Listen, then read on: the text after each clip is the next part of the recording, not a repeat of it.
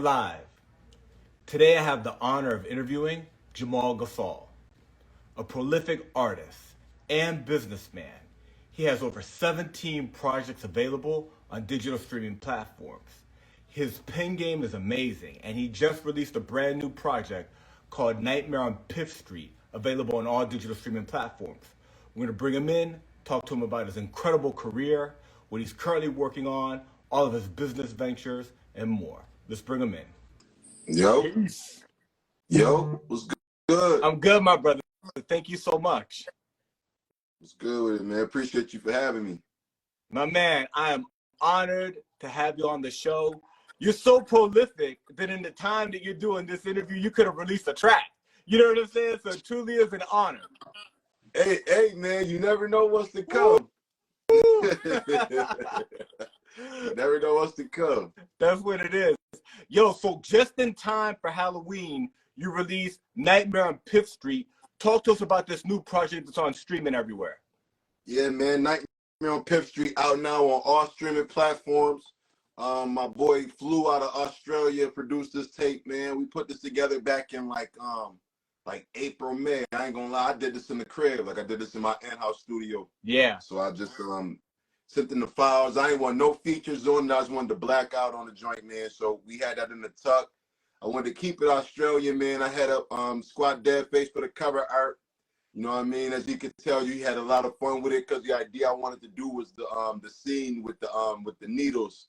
When yeah. Let's get high. So I wanted to redo that joint. I've been a Freddie fan all my life.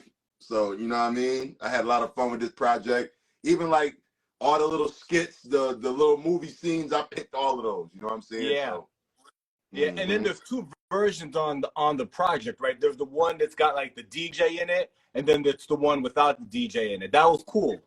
Yeah, I had the Evil Empire version, man. I'm gonna tell you something, man. I went through hell with that, and I'm gonna speak on it publicly so that everybody can see it.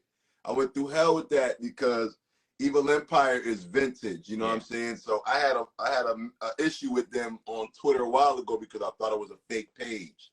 Oh. So I ended up actually getting in contact with them, and it was legit. I seen they was hosting other people joint.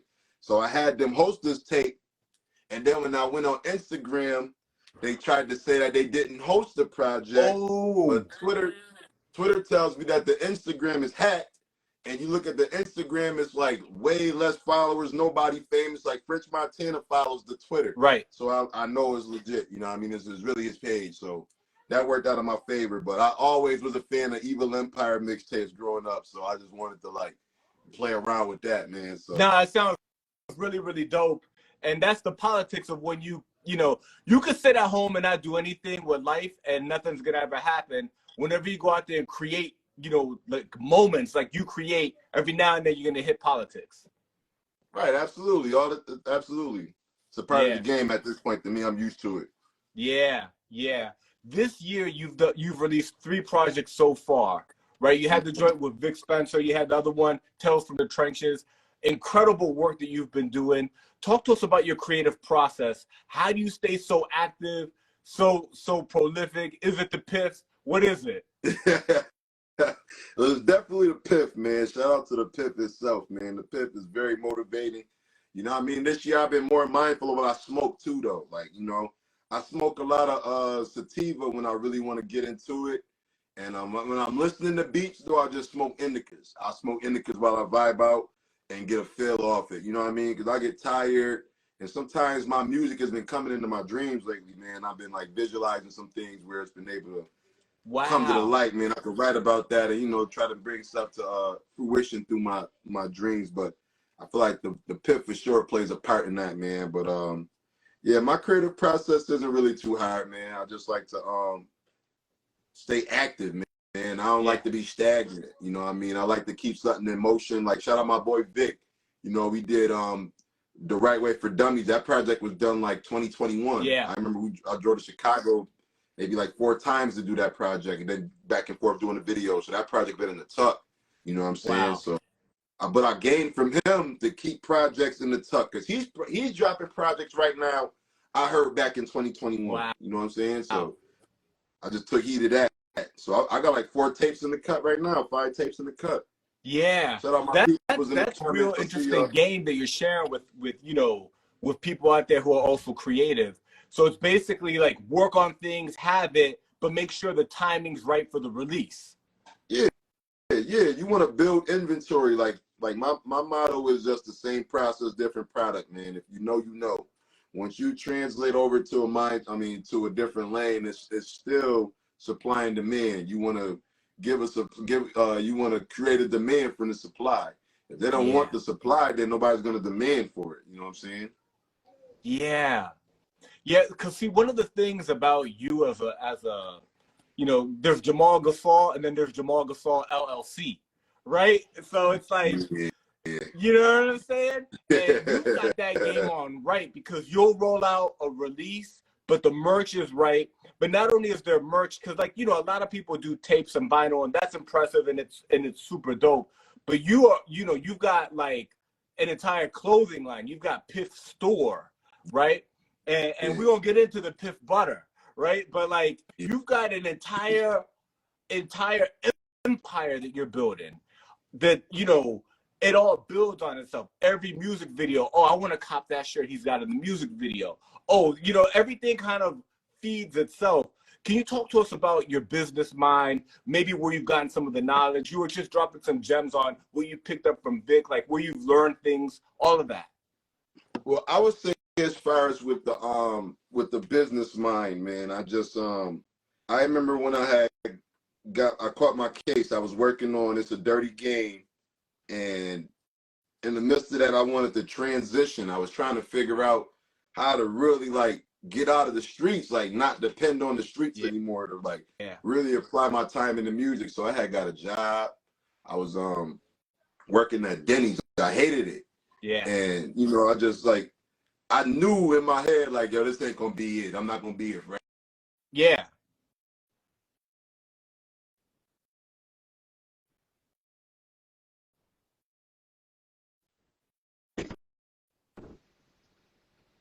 Yep.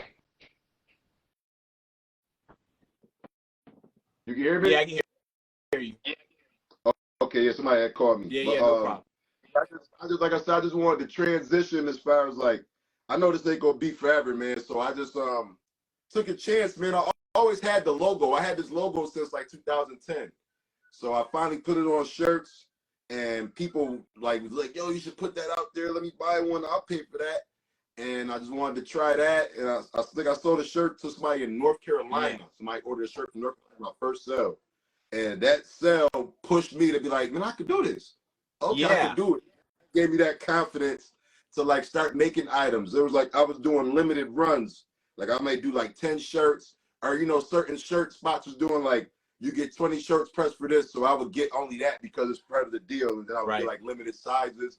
And then they would sell out fast for me like that. But then Westside Gun, his merch game was doing numbers, man. Yeah. I'm talking about he's selling 50 hoodies. They selling out in 20 minutes. I'm like, yo, how do I get to that point? So I took a lot of stuff he was doing and just tried to apply some of that marketing to my game, like limited releases and exclusive artwork, doing more designs, like this Bills one right here. You know what I'm saying? Trying to do different things, like. Yeah. Now I already saw people in the comments, yo, that hoodie, and it's you make it the rarity of it, right? The fact that it's exclusive, that only X amount exists in the world, and you got one, is incredibly valuable right now. That's a fact. Yeah, that's super dope, and when you do, and what you've done with Piff, right, as a brand and as an idea and as clothing and all of the things that go with it, it transcends just your music. Now, as your music, it's you. It's for smokers. You know what I'm saying? If you're into that lifestyle, it's a whole lifestyle brand. Right. It's a smoker's vibe. Like, I ain't gonna lie, like when you rap, you be like, yeah, that's that Piff. Like, that's that Piff. You hear it. Like, you know what I mean? It's like a vibe. Yeah.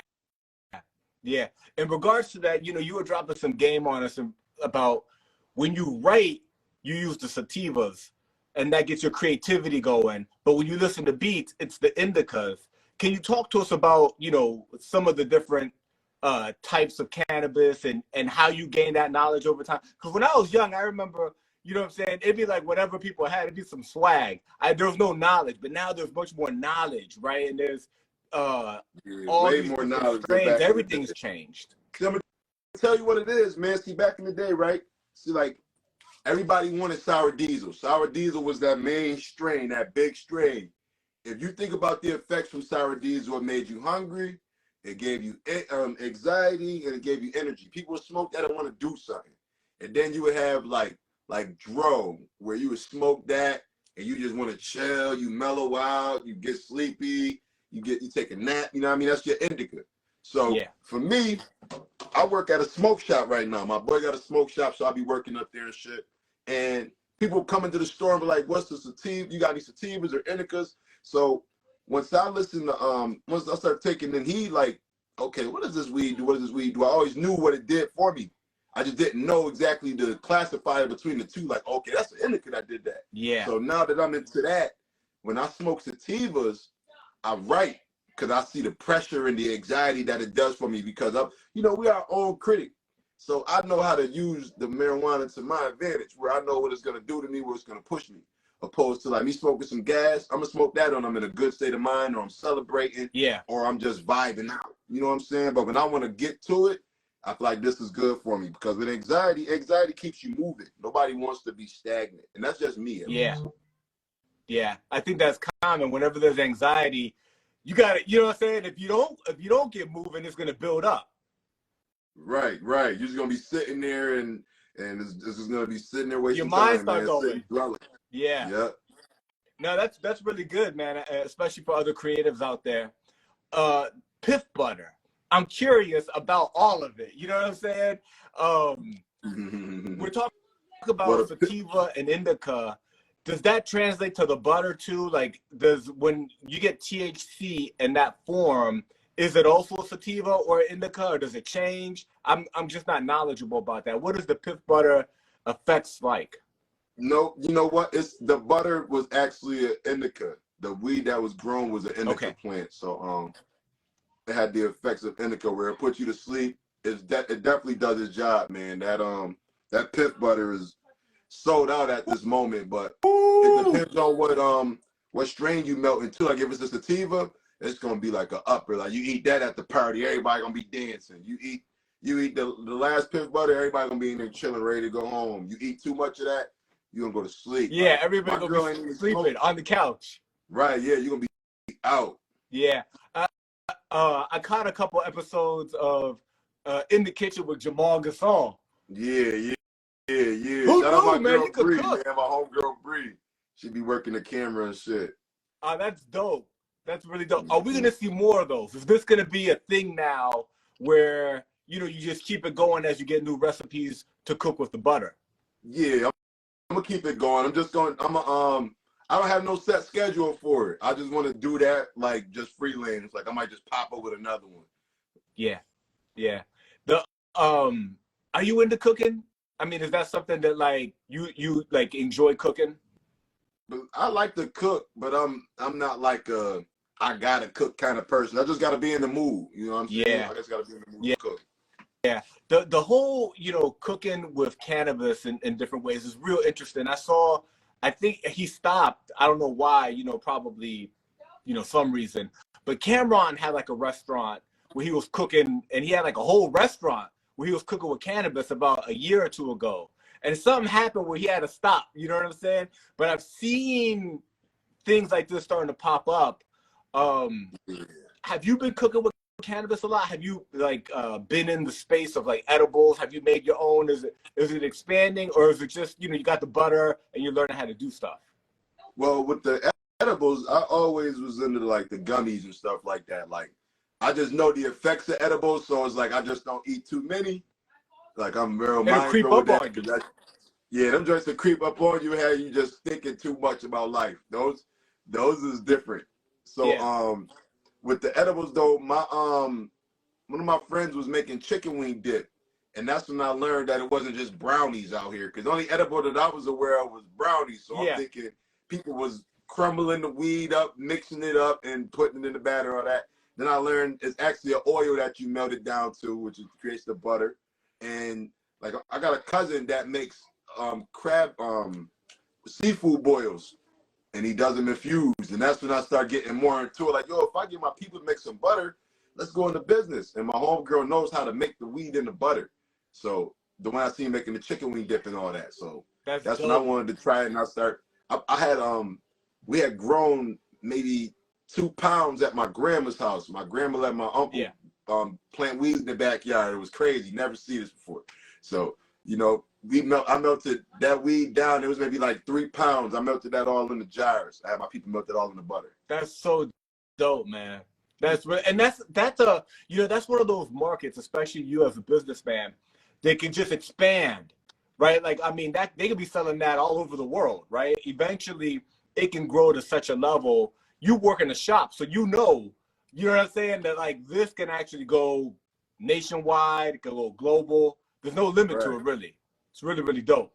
Yeah. That's a fact. Yeah, man. So you talked about having an inventory of music in the cut. I kind of heard and in doing my research, like some other things that maybe you have working. Is there a joint with 38 Spesh coming soon, a project that y'all have been working on?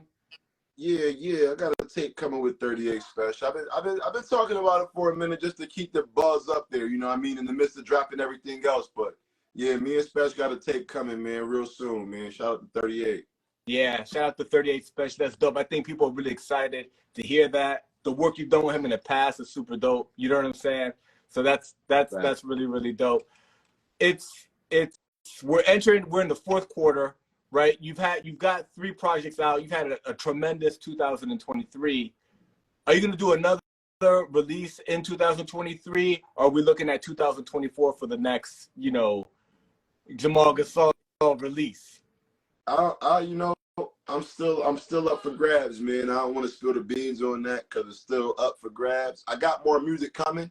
I'm not done releasing this year, but as far as another project, I'm contemplating based on my timing because, you know, I got other things going on. Like I actually just got casted for this role on a TV show that's about to be coming out next spring. So I'm doing that right now, acting is, yeah. So I'm getting into more of the entertainment business as far as just more on the visual side with just outside of music because I got enough music. Man, I could drop till 2027. Like, yeah, I'm that confident. Like most people's careers, you got like 2-3 other people's careers worth of music already. You know what I'm saying? I'm saying I'm loaded and with good features, good production. You know what I mean? People you know, people you never heard of, but they all good, like valid people. Like, yeah, that's really, in addition to like not only your discography, you're prolific in the videos. You know what I'm saying? Because one thing is going into the booth. A lot of people that really like rapping and are good at it, you know, they release projects. But on the video side, man, you're like incredibly prolific as far as it goes with videos too. It's amazing. Do a lot of those ideas come from you? Yeah. A lot of those video ideas lately come from me. Like, shout out my boy Matthew Sinclair, man. He's been filming me for a while, man. Last couple videos I've been doing with him, though, we've been able to build. Like, it's times I work with some videographers that just wanted to run the whole show. I let them do it. Or I would like put my input on it and didn't really get that shown in the video. Yeah. But Matthew Sinclair has definitely been helping me. Like, you know, the Kansas City Smack Man short film, like we did that joint, that came out fire. Like he helped write, he basically wrote the script on that one, but he helped me write the whole thing together. Like he's in the film and TVs as well, like TV shows and stuff too. So working with him, he's definitely been making me feel like the Michael Jackson of the underground, man. I'm doing a movie with everything, you heard? So it's incredible, man. The Kansas City Smack Man short film is super dope. Can you talk to us about the project, the meaning behind the name, right? Kansas City Smack Man in 3D, right? Talk to us about that. The short film's dope. And I could totally see you going into TV and movies because you're so prolific on screen. You know what I mean? Right. See, I've always been a movie head. Like, I've always been in the movies. And Kansas City Smack Man came from a movie. He was a villain in South Central. He was Bobby Johnson's enemy over there when he came home from jail. So I just liked his role. It was short and sweet, but you know, I like the villain, man. I don't know what it is about the bad guys in the movie. You know, I grew up watching Batman. So I always was rooting for the bad guy in a sense, the Riddler, Penguin, you name it, Mr. Freeze. But yeah, Kansas City Smack Man was like, his role was just deeper than the villain. I feel like what he was doing in the movie goes on every day. Like, you know, you got people out here, these young cats going to jail, committing crimes and gangs, doing dumb stuff, and then you got the dude that's in the cut knocking your chick down and taking, you know what I mean, getting money. And in the midst of that, he actually doing better than a gang member drug dealer. Like, you know what I mean? Like, y'all out here killing people by choice, you know what I mean? At fault and shit like that. So Kansas City Smack Man is just my advocate for the villain. You know what I'm saying? Like, I feel like his story was too short, so I made the movie where I wanted to, like, do it a little further instead of before Bobby Johnson came home. Like, what was Kansas City really doing out here that had them want to kill him? You know what I'm saying? Got it. So, yeah, I remember South Central, and he goes away and he comes back, and then his son gets involved in the gang, and he's got to get his son out. But I'm trying. I got to go back and watch it to get the actual character, Kansas City Smack Man. You go back and think about that, man. Like, let's be honest, man. In that side of the field, like pimps and drug dealers is nowhere near murderers and gang members. Like, they're nowhere alike. They may be as a poison. You pick your poison, but as far as their choices and actions, is like, nah, y'all out here really dividing our people amongst each other. It's deep. Yeah. It's deep. But I just got my view on that world where it's like, nah, son, that ain't even the way. Yeah. But Kansas City Smack Man was more smooth, like, and in the movie you ain't really see too much like negative impact. You saw him with girls and going about his day, handling business. You know what I'm saying? Like, in the regular world, it's like that. That's true. Yeah, it's just what type of business is he in? He's out there. Right. He's out there. He's doing commerce. Yeah. See, could he do real estate? You know what I mean? Look. Exactly. That's dope. Have you, in regards to, like, you're good on camera, you enjoy the camera. There's another short film that's out there, people really dig. This the 2015 Dirty Waters, right? So there's that short film out there, right? So you've been in front of the camera. We talked about your extensive videography library of, to match the discography, you've got visuals to go with it, and it's impressive.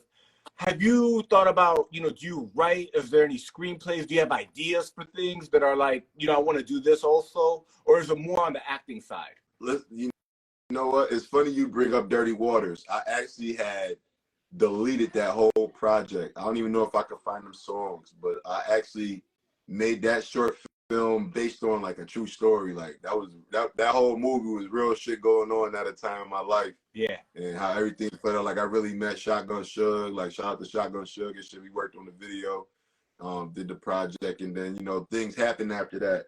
But in the midst of that, I got more into writing. So I got a movie written out. I'm working on a movie that I want to release next, like a full-length movie. It's going to be at least 90 to 120 minutes long. So, it's going to be a good joint, man. I wrote that when I was going through my case. And I'm actually working on a book right now. I'm working on a book. That's dope, man. That's really, really dope. The book and the movie, are they similar? Is the book, different from the movie? What can you share with us about those projects? Well, I can tell you, I actually came up with the idea for the book with my with an associate of mine, man, Xavier from Niagara Falls. He was giving the idea, like, I'm always dropping gems in my music, driven jewels. And he felt like maybe I should go a little more in depth because, one of my biggest issues is I feel like I get tired of having to explain myself sometimes. Yeah. Or having to like really try to be understood by people. When some things ain't meant to be understood by everybody. So I feel like I want to drop a book where basically certain songs I speak on gems, and I'm going to give you a story with it, like Robert Greene with the 48 Laws of Power. Yeah. Basically breaking it down. But I want to do like 13 joints, like epiphanies, you know what I'm saying? So that's dope. Yeah, that's my plan. Is it gonna be spelled epiphanies, like Piff? Epiphanies, yeah. Epiphanies with the longest. It's gonna be some a little loose biography. Ain't gonna be too auto. Yeah. It's not an autobiography, but it's touching on lyrics and on lessons, right? Right. That you've learned. 50 Cent has something kind of like that. When Robert Greene did the 50th law, and then there's that kind of, there's a vibe right there. Yeah. That's it's similar to that. That's a good example. Yeah. Yeah, because you got a song that that you released earlier called Misery. Misery don't want company. I don't want misery doesn't want company or something like that. Misery won't be my company. Yeah, yeah. That song is so dope. Immediate save to my playlist, man. That song's incredible because you're talking about something that only somebody with real life experience who is thinking about how to better themselves, not to be a follower, not to be caught up in the circumstances of the environment. Right. How am I going to do what I want to create in this world for me, for my family? How do I overcome and how do I navigate those waters? And you're dropping gems in that song. Exactly. I come in with, I keep my distance from miserable individuals. Niggas lack morals and principles. You're right. I'm glad you see that without me having to like break it down to somebody, because there's times where I feel like people are like, yo, what you mean by this in the song? What you mean by this? Like, you got to take it in for your own lesson. You know what I'm saying? Like, my explanation could have a different meaning to you when you listen to it. Like, yeah, you're the artist. You got to interpret the art. Right. Yeah. No, that's super dope, man. Touching on that, because I think people will be curious, right? Because you're dropping gems in regards to upcoming book project and your knowledge of books. Any other book recommendations, any other books that have impacted you to help you, be as prolific and change your life, really, right? Because you were going down one path, and my bro, now you're like, you know what I'm saying? Now you're a businessman, a well-known and respected artist within hip hop. You know what I'm saying? Thousands and thousands of streams, releasing tons of projects and having different lines of, income and businesses. You're an inspiration. Did you get any gems from any books that, maybe people could pick up and be like, well, I heard Jamal Gasol read this and it helped them. You know what I'm saying? Yeah. Well, see, I mean, yo, my book game goes so far back, bro. I remember when I was in college, I went to Niagara County Community College, right? I used to work at the library. Wow. So I used to take a lot of books back, like, and return books, like, as far as like return them back to the from the return as people brought them in and would take and reshelve them.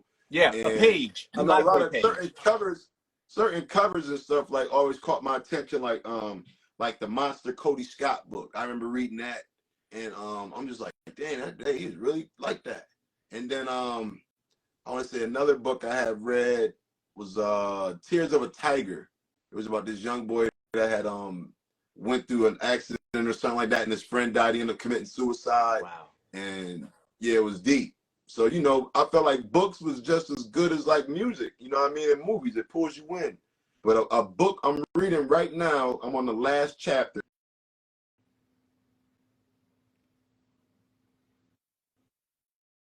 Yeah. You got to hear the book. You know what I'm saying? The book is called You're a Badass at Making Money by Jen Cicero.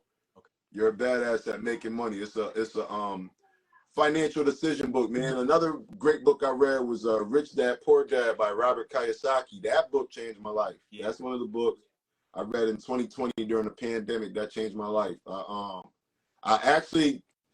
I'm gonna say this on camera. I don't care. I actually wanted to get better financial management from all that free money, man. Yeah. I wasn't used to getting a lot of money at once like that. Like, like in the streets, like you get your money how it come. But like when the pandemic was going on, you getting that weekly, I had to get some money management skills. I couldn't listen to the hood. I couldn't listen to my uncle that messed up 1,000. You know what I mean? I couldn't listen to my boy that was over here hurting, wishing something what he gonna do when he get back. So I went outside my circle and I came across that book, Rich Dad Poor Dad. And assets and liabilities have a completely different meaning to me nowadays. You know what I'm saying? So I definitely know the difference between getting something and wanting something, needing something and wanting something. So. That's good. In regards to the hip hop game and the game in which you're in, where you're releasing music, right? But you've got merchandise, there's the artwork, there's limited runs, that entire game, which you're masterful at. What are some of the lessons from Rich Dad Poor Dad that apply to that game?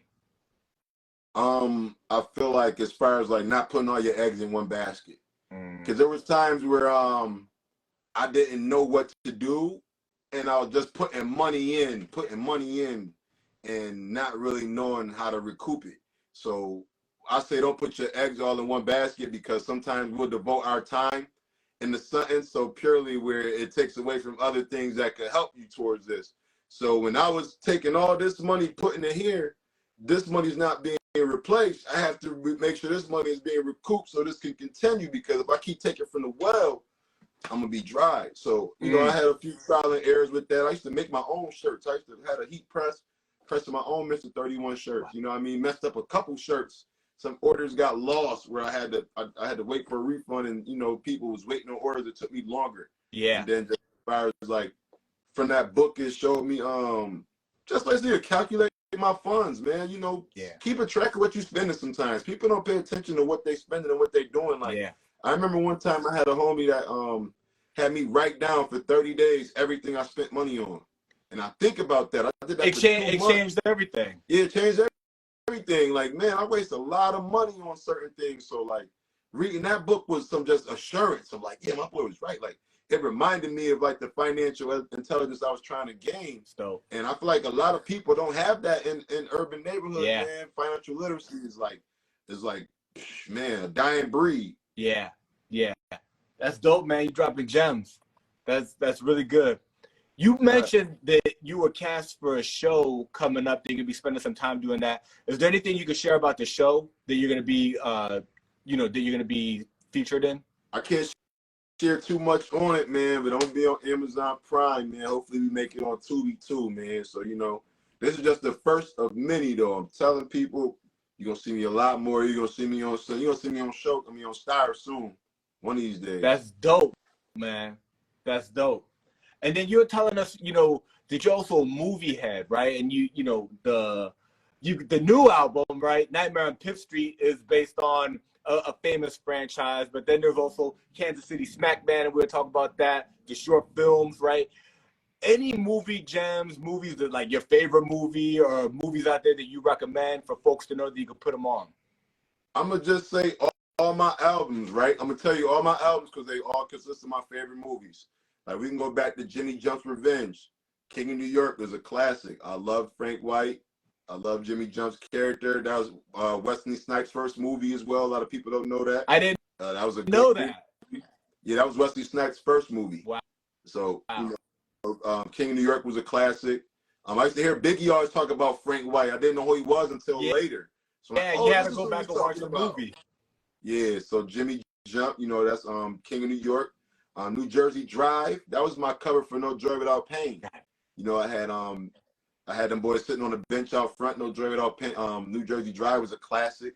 My mom used to play that for me when I was a kid, man. I used to like that movie. It was just the hip hop movies, man. I grew up on rap, man. So a lot of music and soundtracks like Above the Rim. Yep. You know what I'm saying? That's a classic. Like I got a Tupac painting in my room looking at right now. Like Tupac was one of my idols growing up as a kid. Oh man, he was so prolific with not only the music but in film also. Yeah, definitely, man. Tupac was just like, man, you didn't think about how old he was, son. It was just like, wow, this dude is just amazing, man. So like Tupac, I would say like Boys in the Hood. That's a classic. I like Menace to Society. You know what I'm saying? But In Too Deep is one of my favorite movies too, man. With God, with Cool J. Yeah, that's one of my favorites right there, man. But yeah, and then Halloween. I love all the Halloween movies, man. You know, Freddy Krueger, Nightmare. Friday the 13th, Halloween, Nightmare on Elm Street, Scream, Texas Chainsaw Massacre. You know what I'm saying? So I've always been in the movies, man. That's dope. That's dope. Yeah, the Halloween franchise is really dope. The Rob Zombie versions, he came back, you know what I'm saying, and killed it with it. The Texas Chainsaw Massacres, if you look at the old school ones, you like the first one, they got some weird stuff in there. Yeah, if you go back to the first one, day, right? They're sitting around smoking out and shit. It's like weird. They got some weird scenes in there. It's fun to watch. Yeah, I seen the one where was that, like the radio station or some shit. That one is so bizarre. Where they've got like some meat hanging in some underground. If you're lit watching that, that's a whole ride. But them cities really be like that. Them little small hick town cities, everything be all in-house. The sheriff be in on it. It'd be crazy, Yeah, dude. So I wanted to ask you, because like I was on the Piff store, and I was checking out all the merch and everything. You've got smoker packages with trays and lighters and grinders. You've got, jerseys and shirts. You've got hats. You've got masks and nightwear for women, right? The brand is extensive. Is there anything that you were surprised at how well it did, right? That you kind of maybe did something or put the branding on this and that joint started selling and you are like, that's really surprising. We're going to have to expand the business. Yeah, be honest, it was really the two pieces in the pajamas for the girls that really, really pushed the button. You were like, girls want to wear this? Yo, because my fan base is really females, man. Like, a lot of niggas don't really shop with me. A lot of girls shop with me more than dudes. So, like, females, I started to cater to them more. And once I, started doing the photo shoots and, doing the little videos and all that, that merchandise pushed for me the most, man. Like, I get a lot of girl fan base. Then the hoodies, those is unisex. So, girls wear hoodies, too. So, it's like, they gonna like the colorway. I know they gonna rock it. So, like, a lot of female merchandise of mine was really my big sellers. How did you start to figure out those metrics, right? Are you doing something on the back end to figure out who the buyers are? Or is it just like you see the name coming in? How do you start figuring out age demographics, gender?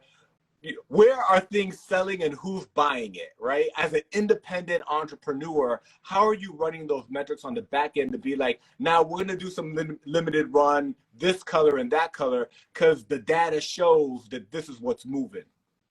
Well, honestly, I don't, I just keep it based on, one is holidays. Some things I'll drop around holidays and sports specifically. But as far as on that, I pay attention. I pay attention to who's shopping, who's copping, and what's being said. Like, everybody got haters. You know what I'm saying? Everybody ain't gonna like what you doing. Everybody not gonna be a fan. Yeah. But you is gonna get that feedback too. Like, you got some people that's gonna come back and let you know, like, yo, they saying this, or yo, they saying this about you. And then you just pay attention to who shot with you now. And the majority of times it's females, because females don't got no animosity with no man. It's usually same sex having an animosity. Girls don't like girls, men don't like men. So good. I see how dudes be acting and how dudes be like carrying themselves around me, or when certain people are around. And like, from party experience, I had the girls. I know if the girls come out, I was gonna bring the dudes out. Yeah. So getting the girls to shot with me got the dudes to shot with me. Oh, that's good. So yeah. So that's I got like more of a female clientele on that. But musically, I got like 88% male and like 12% female. I'm trying to fix that now. Like, we gotta fix that. Yeah. That's dope. You just need that one crossover song. You know what I'm saying? And then that'll expand into that broader female demographic. That's dope though. That's really, you're dropping really valuable business knowledge, and I appreciate that, man. One of the things that I think is interesting is with the whole Piff brand, being a smoker, having that smoker life, working in a smoke shop.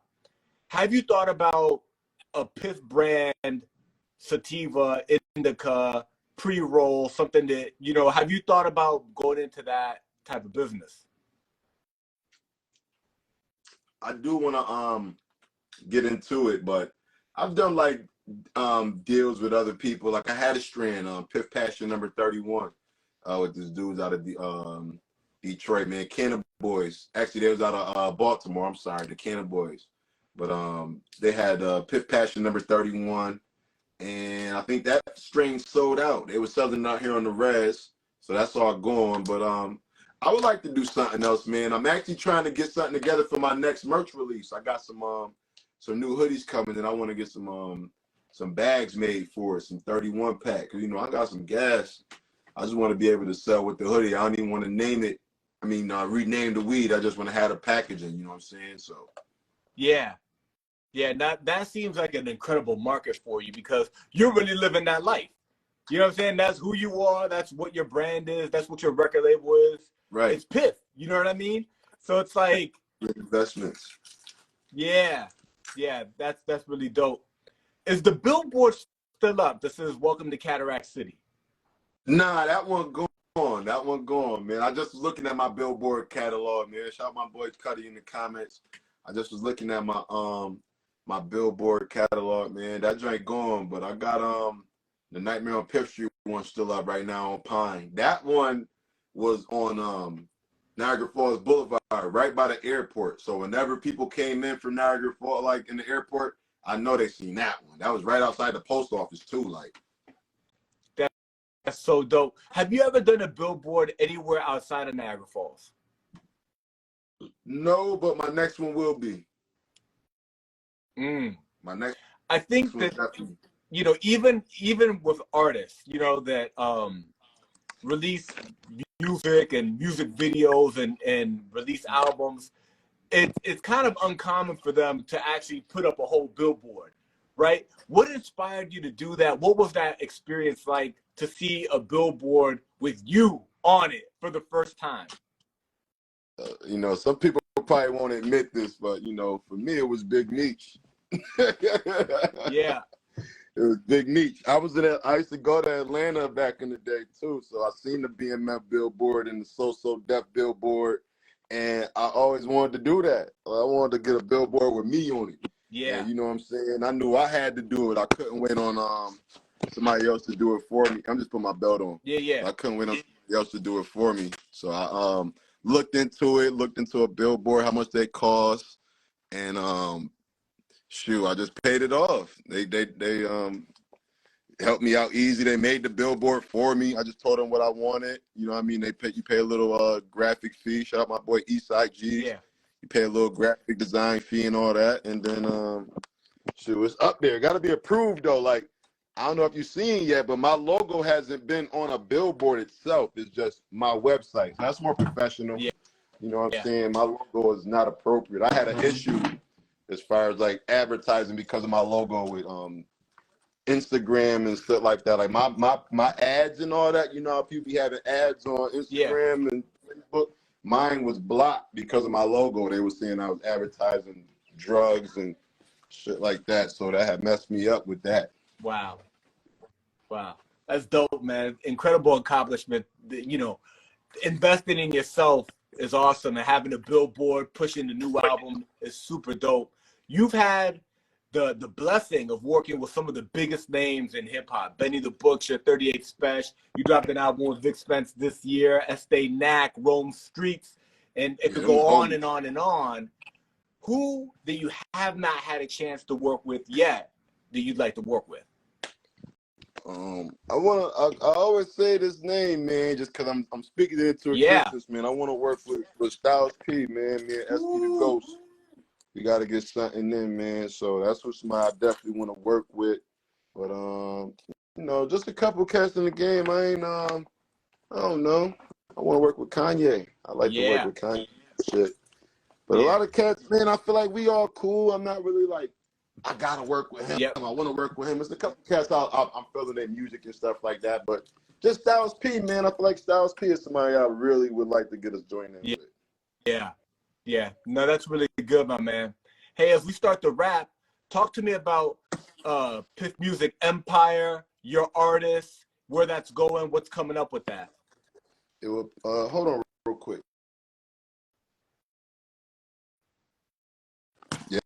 I'm about to head up here to this Bills game. My fault. Yeah. But not a floor. I'm on wet. Oh, that's great. But yeah, man, I was about to say Piff Music Empire. That's me, my cousin Rico Tellum, my boy G Block Tez, man. We started the label back in 2021 actually. But I just been in touch with them over the years and telling them, yo, I'm about to put a label together. Like, I want to come get y'all when the time comes. So, we discussed a few things, trying to see where their head was at. And then I don't know if you've been hip or like caught on to anything, but they dropped a few projects in the midst of that time too. So this year we made it official. We went down to Del Frisco's, did the deal down there, signed contracts, everybody official. We dropped United We Stand, Divided We Fall back in August. That's out now on all streaming platforms. I'm trying to think. That's it, man. My boys grinding, man. We got passion, pride. You know what I'm saying? We from 716. We from a part of New York that's not really talked about. You know what I mean? We ain't Yeah. really tapped into that. We still setting the tone. Like everybody know Rochester, Buffalo, Syracuse. You know what I mean? So Niagara Falls and Lockport is like still uncovered land. Like, you know, people don't really know about us. So now it's on us to tell that story, and I'm Yeah. taking it. That's dope, man. That's dope. Jamal Gasol, it's been an honor, my bro. I hope the Bills win. You know what I'm saying? I know Yeah, you're on your way to the game. Give me we gotta a win game tonight. prediction. Huh? Give me a game prediction. A game prediction. I'm going Buffalo, and the score 28-10. There we go. You heard it here first. My brother, thank you so much. It's an honor. You are an incredible workhorse with an amazing discography, and you're an amazing businessman. I hope you run it back sometime in the future. Thank you, man. I appreciate you for having me, man. It definitely won't be the last time either. Appreciate it, my brother. Drive safe. I'll be with you soon. Salute. All right, man. Have a good one.